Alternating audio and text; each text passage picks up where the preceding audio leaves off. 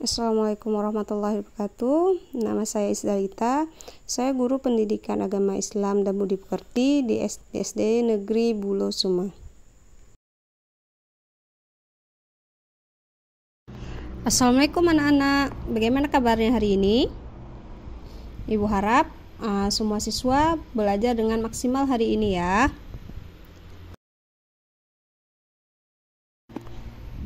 Semua anak sehat, berarti ada berapa orang hari ini tidak hadir? Oh ya, ada 2 orang tidak hadir ya. Semoga kita doakan teman-teman yang tidak bisa hadir karena sakit, supaya cepat diberikan kesembuhan oleh Allah.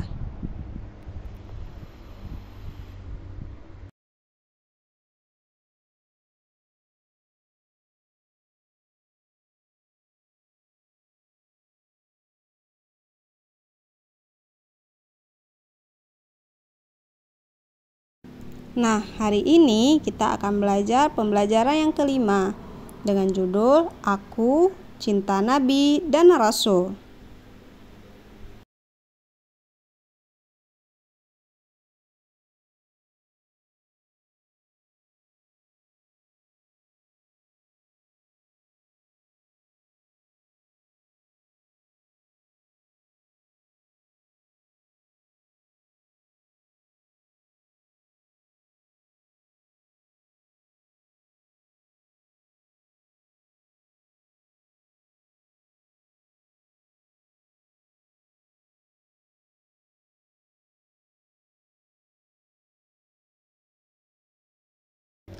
Nah, sebelum masuk ke materi, Ibu mau tanya nih, bagaimana siswa-siswa Ibu ini mengungkapkan rasa cinta kepada Nabi dan Rasul? Ada yang bisa menjawab?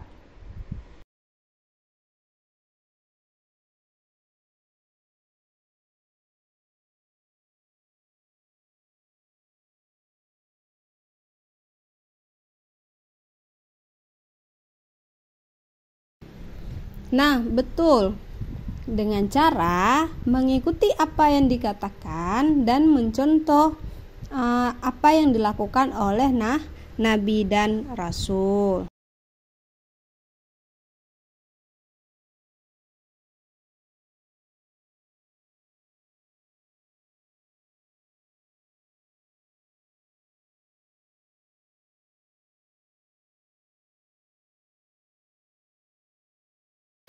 Nah, untuk hari ini kita akan mempelajari atau mengambil teladan dari 4 tauladan kita, yaitu 4 nabi atau rasul. Yang pertama ada Nabi Ayub alaihissalam. Yang kedua ada Nabi Musa alaihissalam. Nah, yang ketiga ada Nabi Harun alaihissalam. Terakhir ada Nabi Zulkifli alaihissalam.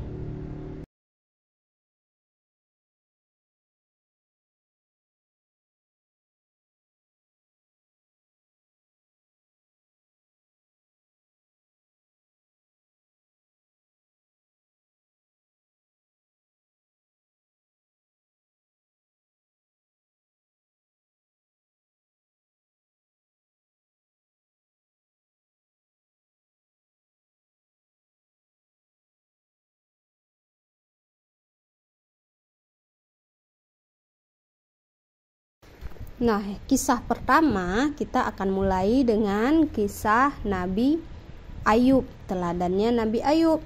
Nabi Ayub alaihissalam adalah keturunan Nabi Ishak alaihissalam bin Ibrahim alaihissalam.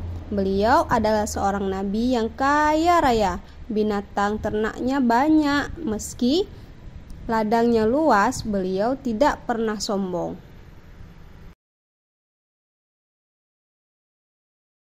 Nabi Ayub alaihissalam terkenal sabar dan dermawan, suka menolong fakir miskin, yatim piatu, dan orang-orang yang membutuhkan. Nabi Ayub alaihissalam pernah mendapat ujian dari Allah. Hartanya yang banyak hari demi hari berkurang, sehingga ia jatuh miskin. Walaupun miskin, ia tidak mengemis. Imannya tidak goyah, karena ia ingat bahwa ketika lahir ke dunia pun tidak mempunyai apa-apa. Harta datang dari Allah. dan kembalinya pun manusia karena Allah. Karena imannya yang kuat, setan tak mampu menggodanya. Kaya atau miskin merupakan ujian bagi manusia. Nabi Ayub alaihissalam, baik ketika kaya raya atau ketika miskin, senantiasa taat kepada Allah, selalu bersyukur. Bahkan ketika ia jatuh miskin, harta yang ada selalu dia sedekahkan. Ia yakin bahwa orang miskin yang bersedekah lebih mulia di sisi Allah. Sebaliknya, orang kaya yang kikir adalah orang yang paling hina di sisi Allah Subhanahu wa taala. Kemudian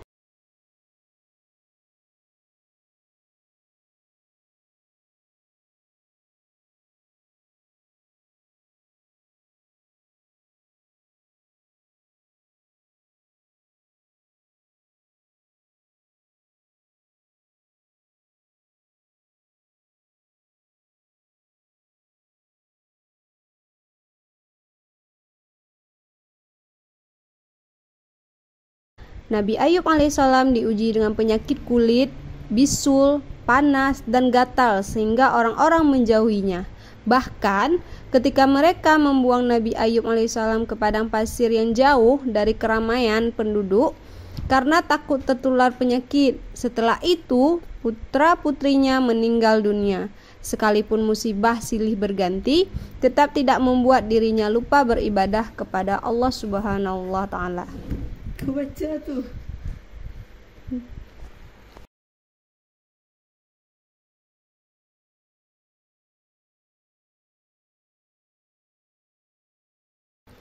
Nah, selanjutnya kita akan mengisahkan teladannya Nabi Musa.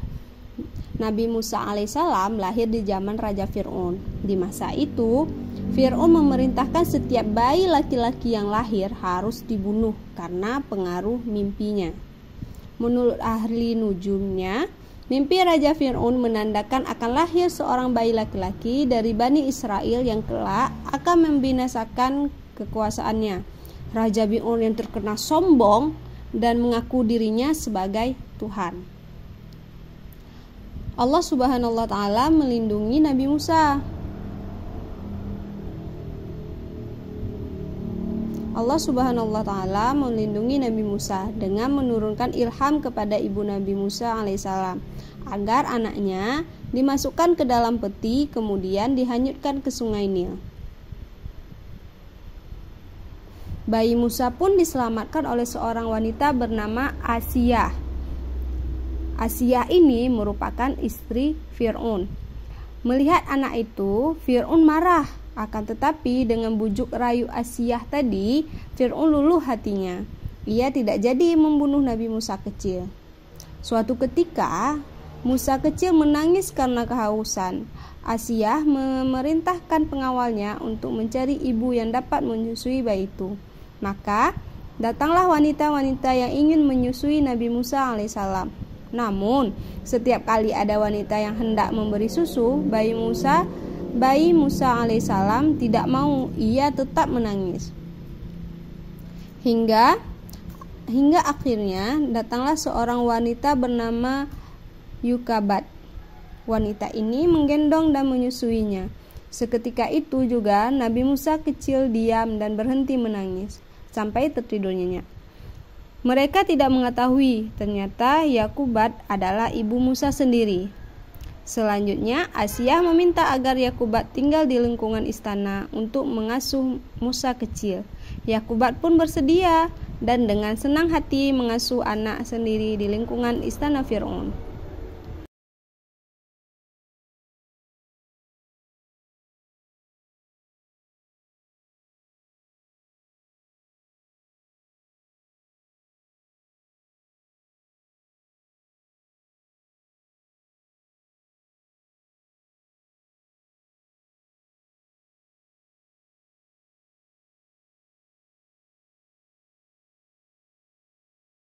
Nah, dari Nabi Musa ini sendiri kita dapat mengambil dua tauladan.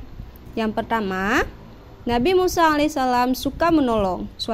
Ada sebuah kisah nih tentang keteladanan Nabi Musa yang suka menolong. Jadi, Suatu ketika, seorang laki-laki bergegas datang kepada Nabi Musa alaihissalam dan berkata, "Hai Musa, sesungguhnya pembesar sedang berunding untuk membunuhmu. Keluarlah dari kota ini. Itulah nasihatku kepadamu." Musa alaihissalam mengikuti nasihat orang itu, maka keluarlah ia dengan perasaan khawatir seraya berdoa. Ini ada doa Nabi Musa ya. Doanya seperti ini. Ya Tuhanku yang maha kuasa, yang maha pengasih, lagi maha penyayang. Bebaskanlah aku dari cengkraman kaum Fir'aun yang aniaya. Doa ini ada dalam Al-Quran dan tafsirnya jilid 7 halaman 328. Sesampainya di negeri Madian, ia menjumpai sekelompok orang yang sedang memberi minum kepada ternak mereka. Di antara mereka ada 2 orang gadis yang sedang menambat ternaknya. Musa alaihissalam menyapa, "Mengapa tidak ikut bersama mereka mengambil air?" Gadis itu menjawab, "Kami tidak dapat mengambil air kecuali sesudah orang-orang itu telah selesai mengambilnya, dan karena kami juga tidak kuat berebut dan berdesak-desakan dengan orang-orang itu. Bapak kami sudah tua, karena itu pula tidak sanggup datang kemari untuk mengambil air." Seketika itu juga Nabi Musa menolong kedua gadis itu untuk memberikan minum kepada ternak mereka. Setelah menolong, Nabi Musa alaihissalam berteduh di bawah pohon seraya berdoa, "Ya Tuhanku, sesungguhnya aku membutuhkan kebaikan yang Engkau turunkan kepadaku." Kedua gadis itu yang ditolong Nabi Musa pun pulang ke rumahnya dan menceritakan kepada ayah mereka bahwa telah ditolong oleh seorang yang berhati mulia. Setelah seorang gadis itu berkata, "Ya ayahku, ambillah ia Nabi Musa sebagai orang yang bekerja pada kita. Kelihatannya ia orang yang kuat dan dapat dipercaya." Si ayah mengabulkan permintaan putrinya. Ternyata ayah kedua wanita itu tak lain adalah Nabi Syuaib alaihissalam. Disinilah perjumpaan antara Nabi Syuaib dan Nabi Musa alaihissalam. Pada akhirnya Nabi Syuaib menikahkan salah satu putrinya dengan Nabi Musa. Jadi Nabi Musa ini mengajarkan kita untuk tidak sombong. Dia mau menolong orang-orang yang lagi kesusahan. Nabi Musa menolong kedua anak kecil yang dalam cerita tadi.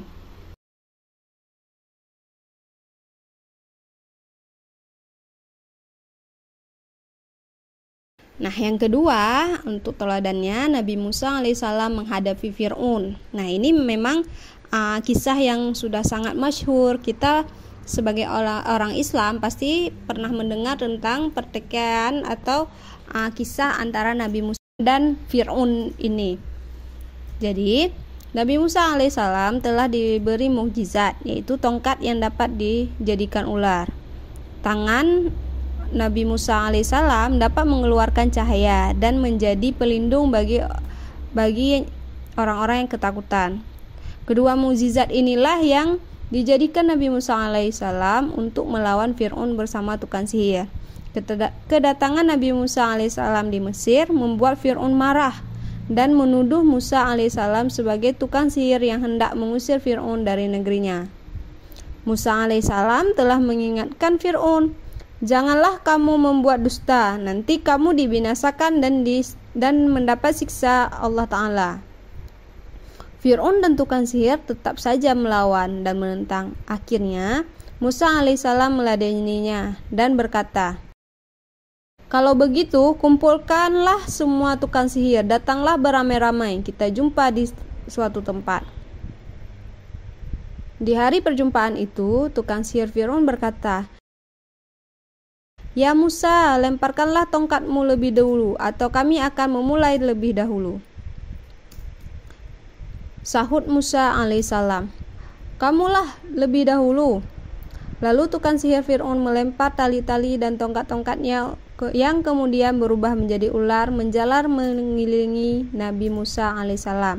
Di saat demikian Allah subhanahu wa ta'ala berfirman dengan artinya, Dan lemparkanlah apa yang ada di tangan kananmu. Niscaya ia akan menelan apa yang mereka perbuat.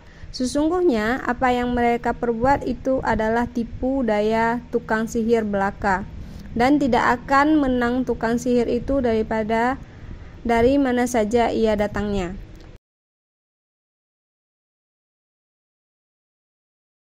Quran Surat Taha ayat 69.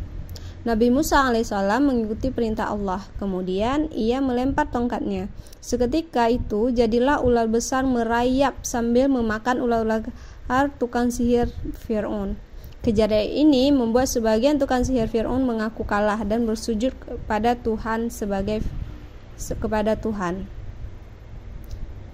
Karena melihat tukang sihir tersebut telah beriman kepada Nabi Musa alaihissalam, dengan demikian juga istrinya Siti Asiyah, maka Fir'aun bertambah marah dan ganas.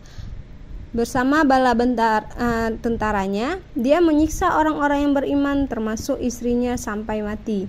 Melihat yang demikian, Nabi Musa alaihissalam dan orang-orang yang beriman mundur dan melarikan diri ke negeri Mesir. Fir'aun dan tentaranya terus mengejar Nabi Musa alaihissalam dan pengikutnya sampai ke dekat Laut Merah. Nah, Laut Merah ini sudah pernah mendengarkan? Kita sering mendengar tentang Laut Merah ini dari tengku-tengku yang ada di kampung. Selanjutnya, Nabi Musa dan pengikutnya kebingungan. Pada saat itulah turun wahyu dari Allah Subhanahu wa Ta'ala yang memerintahkan agar Nabi Musa memukul tongkatnya ke permukaan Laut Merah. Tiba-tiba saja laut membelah menjadi dua bagian. Jalan yang panjang telah terentang di hadapan mereka.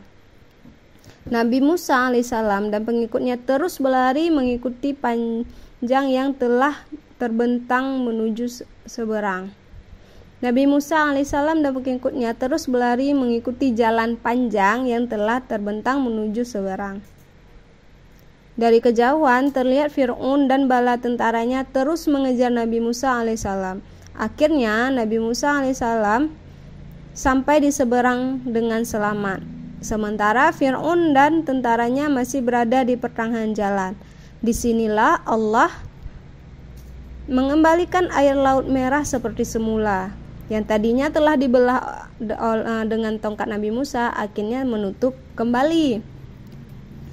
Demikianlah pembalasan Allah terhadap kaum Nabi Musa, kaum Fir'aun tadi atau bala tentara Fir'aun tadi terhadap mereka yang membenci Nabi Musa. Jadi di sini kita jangan jadi seperti Fir'aun ya anak-anak. Kita jadilah contoh seperti Nabi Musa yang ketika dia mengetahui sesuatu atau dia bisa sesuatu, maka dia akan menolong orang-orang yang memang seharusnya ditolong.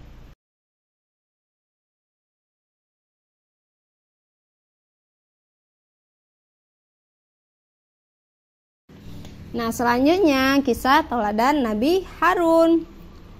Ini ada kisah nih tentang Nabi Harun. Nabi Harun alaihissalam adalah kakak kandung dari Nabi Musa. Kita udah ceritakan tentang Nabi Musa tadi. Nah, tutur katanya fasih. Ini Nabi Harun orangnya tutur katanya fasih, perilakunya santun dan setia kepada Nabi Musa alaihissalam. Nabi Harun selalu mendampingi Nabi Musa ketika menemui Fir'aun. Jadi ini adik kakak ya.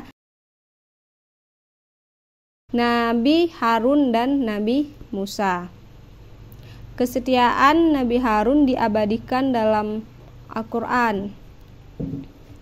Nabi Musa alaihissalam dan Nabi Harun alaihissalam selalu membela orang yang tertindas.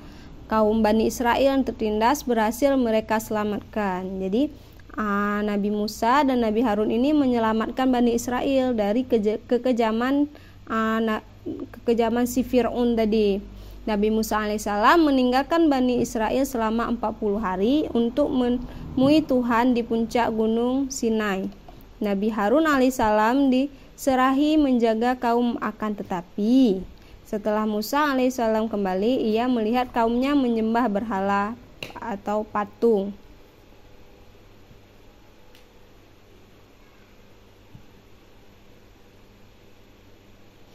Musa alaihissalam pun marah. Ia bergegas menemui kakaknya Harun alaihissalam. Lalu ia memegang dan menarik rambut saudaranya. Harun berkata, "Wahai anak ibuku, kaum ini telah menganggapku lemah dan hampir saja mereka membunuhku. Janganlah engkau mempermalukan aku di depan orang-orang, dan jangan engkau jadikan aku sebagai orang yang zalim." Nabi Musa alaihissalam sadar dan merasa bersalah, lalu berdoa kepada Allah, "Ya Tuhanku, ampuni aku dan saudaraku. Ya Tuhanku, ampunilah aku dan saudaraku, dan masukkanlah kami ke dalam rahmat Engkau, dan Engkau adalah Maha Penyayang dari semua Maha Penyayang." Nah, ini diabadikan dalam Quran surah Al-A'raf ayat 151. Dapat kita teladani bahwa Nabi Harun dan Nabi Musa ini adalah kedua saudara yang saling membantu. Ketika Nabi Musa pergi, maka Nabi Harunlah yang mengganti Nabi Musa untuk membantu Bani Israel. Jadi dari kisah ini kita dapat ambil teladan bahwa jangan berhenti untuk membantu orang lain yang sedang membutuhkan. Nanti jika ada teman misal meminjam, tolong pinjamkan pulpenmu dong, berarti kita harus memberikannya jika kita ada kelebihan dari pulpen.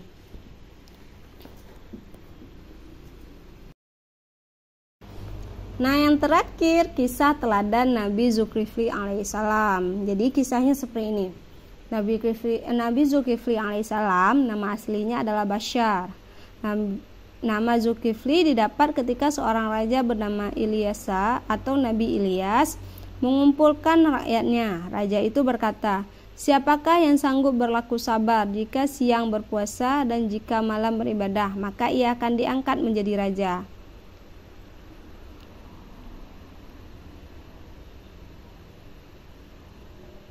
Tak seorang pun berani mengatakan kesanggupannya. Akhirnya anak muda bernama Bashar mengacungkan tangan dan berkata, "Saya sanggup, tuanku."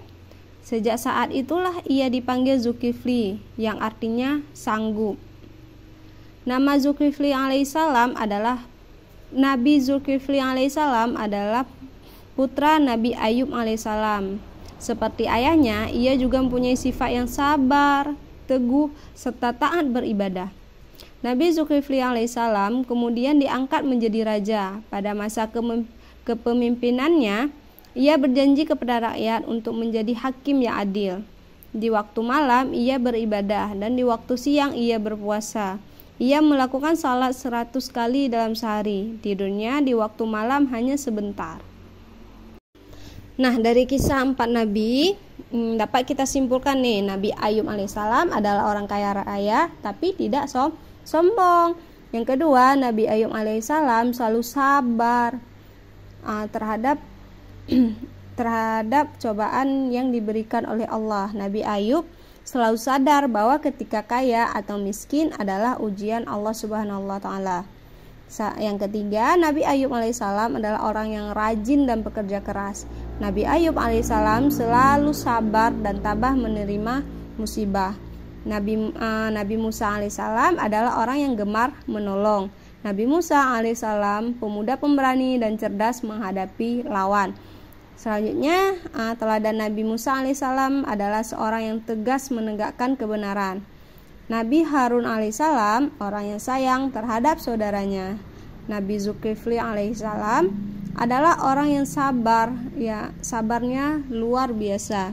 Nabi Zulkifli alaihissalam juga orang yang tekun beribadah. Nah, dari nabi-nabi ini kita dapat mengambil teladannya dan menerapkan di kehidupan sehari-hari. Seperti kawan kita tadi yang pertama mengatakan bahwa kita harus mengikuti dan mencontoh apa yang dilakukan oleh nabi dan rasul. Nah, sekarang Ibu berikan kalian untuk mencatat beberapa poin penting yang ada pada kisah tadi. Berikut ini Ibu akan matikan slide-nya atau memberhentikan pada slide yang perlu kalian catat.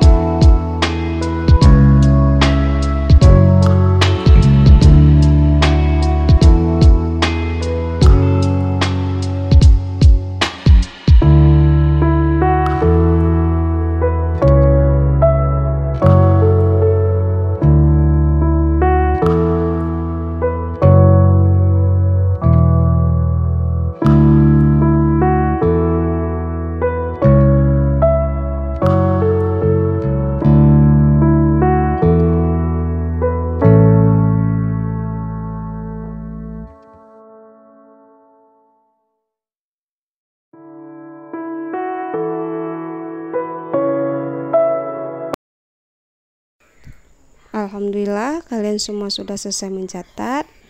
Nah, untuk selanjutnya kita akan belajar tentang pelajaran yang ke-6. Untuk hari ini cukup sampai di sini. Ibu akhiri, assalamualaikum warahmatullahi wabarakatuh.